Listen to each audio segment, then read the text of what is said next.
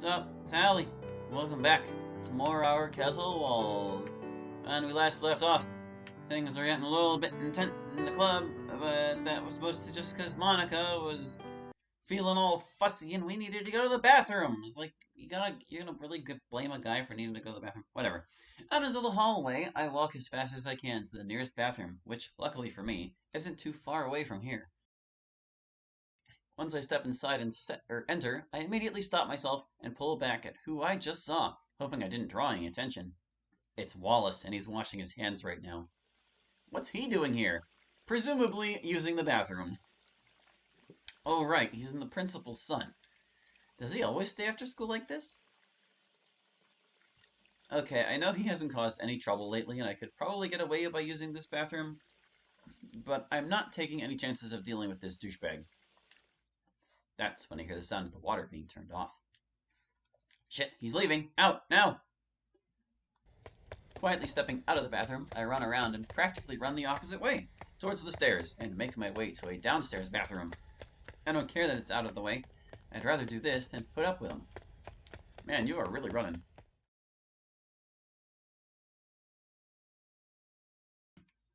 Okay, that's done, thank goodness.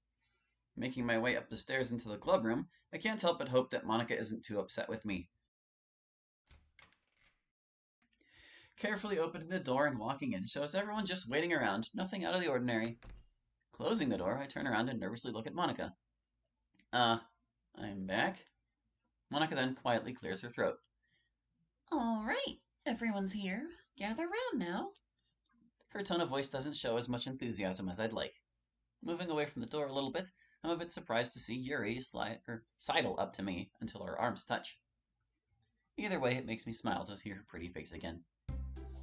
So, to start out, the festival turned out to be a success for once. Unfortunately, we didn't gain any new members, but everyone still did a great job of performing in front of everyone. And this is like the folly I have with mods, where there's festivals like super successful. It's like, if the festival went really bad, it would make sense for nobody to join. But when the festival goes really well and there's not any terrible issues like there was this time, it kind of doesn't make sense that nobody new joins. But whatever, I guess it's kind of a minor detail in the grand scheme of things. I so badly want to breathe a sigh of relief about the whole no new members thing, but that would probably make Monica mad again.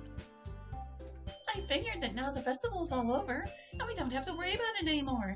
We can take a break when it comes to writing poems every day. The whole room remains silent for a bit. Monica, what do you mean? I was thinking once a week would be fine. Would every Thursday work for everyone? Everyone seems to agree with Monica all at the same time. What she proposed is something I can live with. Wait a minute. Sayori, your poem was so good. The poem I wrote for Yuri. Aw, thanks, I don't want to do this anymore. I don't want to leave. I don't want to leave. After staring at nothing for a bit, I look over to see what Yuri's up to. She seems to be content right now. It feels really relieving to know she's not sad right now like she was yesterday. For whatever reason, I still can't shake off this feeling from last night. Oh, so cute too! I'm not cute! Natsuki's shouting brings me back to reality. Usually I'd complain about how loud she is, instead I keep to myself. You're right, Yuri's got you beat by miles. And Yuri? Yours was very well done as well. Well. I didn't know you were capable of something that great. Yuri appears to look a little more confident than usual. Thanks, but if anything, Hallie's the one who deserves the accolades here. His was really good too. Both hands go behind my back as I blush furiously against my will. I think Monica's laughing at my reactions. I suppose so. The look on his face says it all. Oh dear lord. I bury my face in both my hands out of embarrassment. I think I can hear Yuri and Monica giggling at me. That's enough for now, everyone. Tomorrow's gonna be a free day for all of us, so see you then. After impulsively nodding at Monica, I turn my head towards Yuri to talk to her. She does the same thing, but I don't quite have it in me to smile, as my feelings are slowly eating away at me. Ready to head out? Of course. With my backpack in tow and her bag in her hand, both of us exit the clubroom and make our way to I don't know whose house.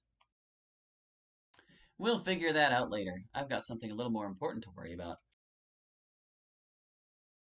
You know, it's not like you can't just share it with her anyway. Usually I'd think nothing of being out in the school's courtyard, but now it just feels strange. Last time me and Yuri were here, it was happy feelings that accompanied this place because of the festival. Now this place feels void of positivity. As me and Yuri walk hand in hand towards one of our houses, the nervousness in me is building up at an almost alarming rate at what's about to go down. This causes me to slow down a little bit. Yuri? I stop in my tracks entirely, which causes her to break away from me, a little bit abruptly. She then turns around to face me. Hallie? Looking up from the ground to her with my face filled with concern, a crazy amount of sympathy for her that's been building up is becoming more apparent. Everything from yesterday seems to hit me all at once. It causes me to walk up and hug her tight, to which she eventually responds back and runs her hand through my hair. Hallie, what's the matter? Her gentle voice makes it tough to keep my emotions in check, as I'm trying really hard to get a hold of myself. We stay like this for a while, with my head buried in her left shoulder. While my mind races, I'm trying to compose myself and fight back tears from building up. Gently breaking away from her once I feel ready, I place both arms behind my back, but I don't feel like making eye contact right now. Instead, I start gripping my backpack. I was thinking about yesterday. An unexpected silence plays out between us, which makes me look down to the ground. I'm sorry to bring this topic up, but yesterday, I told you I'm not going anywhere. So, I wrote you something to show you how I feel. Pulling my backpack around and looking inside, I find the poem I wrote for her and present it to her. I wanted to wait until after the club so that no one else could read it. Her eyes light up a little bit as she takes my poem. She probably wasn't expecting something like this. Our new perspective. Never in this life would I ever fathom to come across a treasure laden in amber. The definition of beauty, the ardency of empathy, your violet veil and lavender scent, I'd be a fool to let you go. Our time together, every moment with you, truly unforgettable, cherished dearly, a landscape of mystery, incongruent to the norm, a missing piece of the puzzle, as some would say. But not all good times will last. Crimson makes itself known in a way we wish it wasn't, the whirlwind of feelings that arise, curiosity, relief, guilt, regret, that which could tear apart our castle walls. What can I do when the threat is so obvious? It's not true if I run away. Or no, it's not true love if I run away. She'll no longer be a princess. I may be scared, but we're in this together. With our strengths combined, with a set of new eyes, let's not face our battles alone. We can rebuild our broken structure, brick by brick. I won't run and hide. I couldn't if I tried. I might not know what to do, but I do know we'll make it through. I've got that much faith in you. A lot of references in that one. This feeling of anticipation about what she'll have to say is killing me inside. It's kind of hard to keep it at bay. Eventually she looks away from it and back to me. I guess it's time. Hallie, do you really mean all of this? While her reaction does bring me at ease a little bit, I still can't feel like my normal happy self. I do. She just stands there, looking at me for a bit, and then looks back at the poem. I love it. It amazes me that you'd write something like this for me. But the one for the festival was for you in some way. Oh well.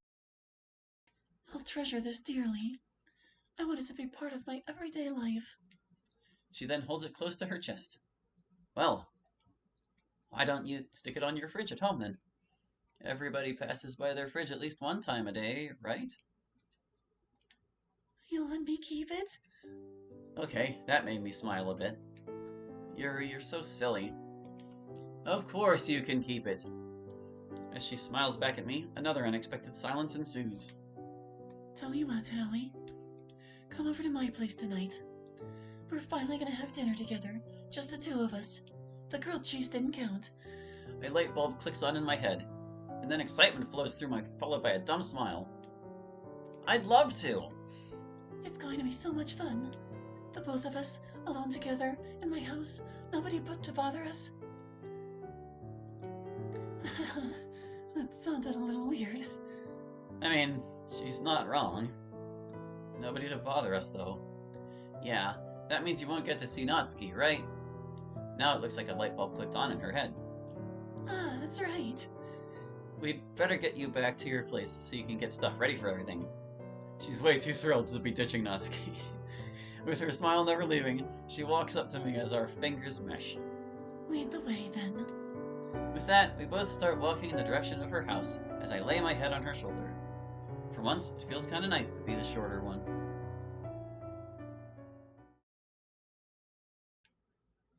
One hour later.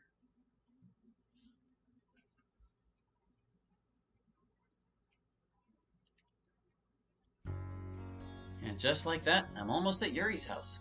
It makes me really happy that we live relatively close to each other. The walk to her house and back to my house was nothing out of the ordinary.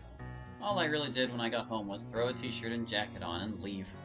Unfortunately, I don't have any chocolate to bring over to her, but that's okay. Maybe next time. Fidgeting my hands in excitement, my mind starts to become adventurous, thinking of all that's gonna happen when we're at her place. It almost makes me want to start running to get back to her place sooner, but people might be watching me while I'm outside and may start silently judging. Hey, nobody's gonna judge somebody jogging. I don't know why I worry about stuff like that. Happily approaching her front door while keeping my excitement in check, I knock on her door 3 times. Not long after, an almost muffled voice emerges from her house. Come in. With my smile still intact, I open her front door and step in. Once I am inside her house, my nose immediately picks up on how different her house smells, and the distinct sounds of sizzling are overpowering. As soon as I close the door, Yuri, in her really nice blue shirt, looks over to me from her kitchen. Over here, Hallie. Walking over to the kitchen shows her working away in front of her stove. On her counter, there are various bottles of sauces, some cooking wine next to her stove, and a Masterlock still in its package for whatever reason. I don't know what a Masterlock is. A kitchen knife and cutting board can be seen lying around in her sink. Her fridge shows the poem I wrote being held on by a magnet, which brings me joy. Looks like she's got beef and broccoli cooking. It smells way too good. I can't help but side hug her and watch her do her thing. Thanks for inviting me over. She then looks over to me. It feels nice to be this close to her. Oh, of course. How does helping me out sound? Of course, I'd love to help my girlfriend. Sure, what can I do? As she finishes messing around with what she's doing, she turns away, opens a drawer in an upper cupboard, pulls out a bag of rice, and sets it on the counter next to me. Next, she pulls out a rice cooker from the same cupboard and places it next to the bag of rice. You know how to use a rice cooker, right? Yeah, my mom taught me how to years ago. Fantastic. 2 cups will be just fine then. After inspecting everything and mentally going over the task at hand, I look up to her with a sense of determination. Yeah, I can do that. Her always cute smile shows up as she proceeds to go back to whatever she was doing and start humming as well. Sidling up next to her, I start opening some drawers close to her to find the measuring cup I'll need. Once it's in my grasp, I open up the bag of rice, manage to pour out 1 cup successfully, and place it where it's supposed to go. Lifting the bag up for the second one, I accidentally bring it up a little too far, and rice starts to spill onto the floor. Panic strikes me as I realize what's happening, and I bring my hand down. Inspecting the mess on the floor, my emotions plummet as I realize I made her a mess. Again. Probably easier to clean than paint, though. Placing my face in both my hands, I begin shaking my head, let out an anguished sigh, and place my head on her counter. I can't believe I let this happen again. What's she gonna say about... The sound of rustling around close to me somehow snaps me out of my trance. Looking up and about shows... She has a mustache. What in the... Why is she holding a broom? Gotta sweep, sweep, sweep. I can't help but start laughing to myself due to how silly she's being. As she starts sweeping the mess up, my laughter becomes a little more apparent. I think I love this girl. Well, you're her boyfriend. Would you... whatever. Watching her clean up the mess, strangely enough, both puts me at ease, but subsequently makes me feel guilty. I should be the one cleaning it up. Once she's all done, I walk up to her and bring my head down a little bit. I'm sorry about that. I didn't mean it. To my surprise, she walks up to me and carefully places her hand on my shoulder. It's okay, darling. This kind of stuff happens. Do be more careful next time, though, okay? Hearing how not upset she is truly does bring me at ease, as the smile starts to make way. All right, dear. As I'm starting to blush, she giggles at my remarks. You're so silly, Hallie. Says the one with the mustache. I've been waiting for the perfect time to bring that out. There she goes, making me laugh to myself again. Wait, how long is she? Never mind. There were words there. I'm just glad she invited me over. Hallie, everything looking all right so far? She says that as I go to feel if the rice is done yet. Feels good enough. Yeah, should be good now. Bowl, please. Stirring the rice around one last time so that it doesn't stick to anything and unplugging the machine, the sound of the sizzling has pretty much died down. Yuri hands me a vintage-looking white Pyrex bowl with green flowers painted on it. Huh, neat. Everything's just about ready. Once you're all done, I'll meet you at the table. With the bowl in my hands, I figure out where me and her will sit. Finding a suitable spot on her table, I place it away from her bag that just so happens to be there and take a seat. The thought of looking around in her bag becomes interrupted by her voice. Hey, babe. You want water or tea? I can't help but genuinely smile at her choice of words. Knowing me, though, I'm probably going to be really thirsty during this. Ice water, please. Sure thing. Not long after, she approaches the table with both glasses and sets them down. I'll be right back. I can't help but watch as she walks back to the kitchen, pulls out a big plate and puts the main dish on it. While she's walking back to me, I can't help but wonder why she didn't bring a plate for me and her. That's when she sets the big plate directly in front of me and takes her spot on the other end of the table. Everything smells even better once I'm up close, and steam can be seen rising towards her ceiling. As impressed as I am with this, I'm still a little bit confused about something. No plates for me or you? She reaches into her bag, pulls out both chopstick sets, and hands me one of them. Okay, so I wasn't gonna say something about it before, but if you're, like, making the rice so it doesn't stick to itself or anything, then that's kind of like making it really hard to eat with chopsticks. And, like, as far as I knew, the whole reason Japanese or Oriental rice in general is so sticky is because it has to be so you can, like, eat it in globs instead of, like, individual grains. Whatever, it's fine. I'm a little surprised she hasn't written my name on one of them or something. Well, I figured that this would be okay. It's just the two of us, after all. There's nothing wrong with this, is there? Well, I mean, not really. It's just unique, that's all. Less stuff to dirty, too. I like that. Yeah, that. She's so cute when she smiles like that. As I smile at her silliness, I take my chopsticks, grab some beef that's in front of me, and eat away. Whoa. The initial flavor of this makes the hinge of my jaw tingle. This tastes like the opposite of dirt and failure. Not that I would know what dirt tastes like. Good job on this. Oh, well, thanks. I thought you would appreciate this. And that I do. As her smile grows, I can't help but enjoy this moment between us. There's a comfortable silence as I continue to stuff my face. The broccoli isn't mushy at all, which is awesome, and the rice feels just as good as it should. One would think that here he goes. One would think that trying to eat rice with chopsticks would be tough, but most people usually think of trying to pick up one grain by itself. The stickiness of white rice comes in really handy and makes picking up big chunks of it up quite easily. See, I didn't have to say anything before at all, but I don't know why he mentioned earlier about making sure it doesn't stick to things. My train of thought is interrupted by Yuri clearing her throat. I hope she's not choking on anything.